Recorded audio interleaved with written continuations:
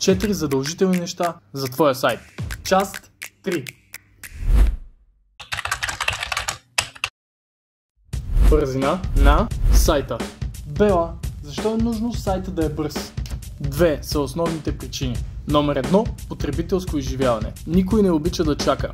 Ако сайтът ни е бавен, нашите клиенти ще се дразнят все едно, че са на дълга опашка в Lidl. Всъщност Lidl са готини. Се дразнят все едно, че са на опашка в Била. Това, което ние искаме, е нашия клиент, още преди да е цъкнал нещо, вече то да е заредило. Номер 2. Ако искаме Google да ни класира сайта на високи позиции, нашия сайт трябва да зарежда бързо.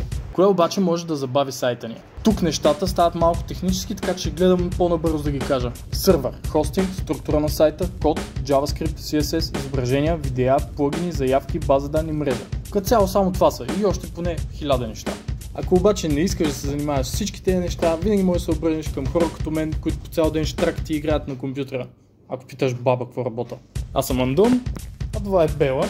И ако искаш да гледаш повече такива видеа, последвай ни в TikTok, Instagram, Facebook, навсякъде сме.